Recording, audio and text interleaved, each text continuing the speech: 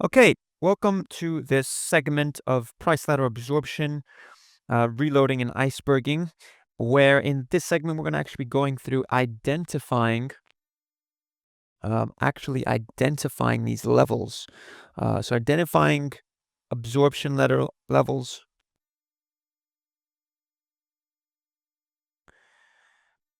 and potential areas where we can take part in some of the trades that we could be potentially putting on. Now, first and foremost, before we actually go through where we can identify these buyers and sellers, we need to actually identify, and the first thing we're going to be looking at is we need to identify the time frame. So if we identify the time frame of the trade, we can actually understand what we're looking for on the price ladder. Now, specifically, we could potentially be looking at short term. And when I say short term, it could be very short term, within a couple of minutes, seconds, or on a daily basis. When I say longer term, it's probably looking more at weeklies, monthly areas where we could potentially be finding absorption. Now, identifying these are going to be very, very different, and the skill set behind that is also very different. So what we're looking at is shorter time frame absorption. So shorter time frame areas and longer time frame areas. For the shorter time frame areas, um, very simply, where we could potentially find absorption or reloading is previous support and resistance. I mean, to start off with a very, very simple base, if we've seen a market, if we just put that in yellow now, if we've seen a market that's been doing this for quite some time, and we know for a fact that this level here is our support and this level here is our resistance. So we have resistance here and support here.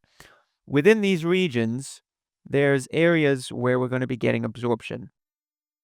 So we have this potential area in here and this potential area in here where we're going to be looking for absorption slash reloading.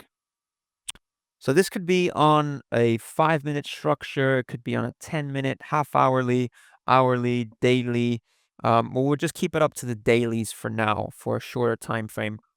So everything within an intraday perspective, we could be looking for potential buyers that are going to be absorbing. So let's say, for example, the market is currently, in whatever time frame it is experiencing a small downtrend or bearish downtrend, and we get into an area where the buyers, when it gets into this area here, the buyers want to sit here passively.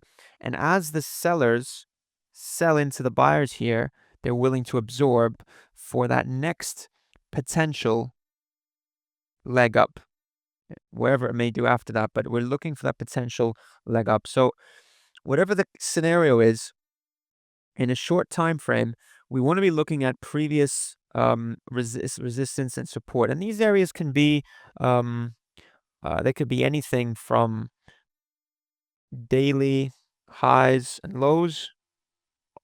Um, they could be potentially weekly highs and lows.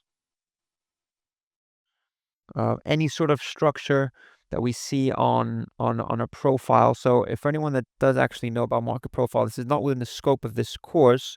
But again, if you're looking at a market profile,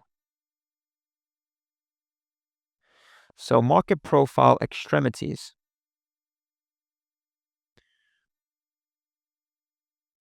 Market profile extremities. And what would that potentially look like? So, I mean, if we're looking at a market profile, something like this, looks something like that, where basically this is the profile. In the center here, we'd have, let's say, our value area. This is our mode or mean in here, and these are our standard deviations. So within this area here is our value area. So potentially you could be looking at absorption areas or trades where buyers are tending to absorb anything outside of the value area. So the buyers absorb here. And then in this area here, we've got sellers absorb. So that's potentially where you could look for buyers and sellers in the very, very short term. Then, if we take a quick look over at the longer term, I don't think I'll have enough space to do it on this. So what I'll actually do is I'll cut this video off right here. And I'll start in the next video. We'll just look at purely the longer time frame, because what we're going to look at is actually accumulation and distribution, and a little bit more space on this blackboard to actually go through that. So just stay tuned for the next video where I'll be going through that.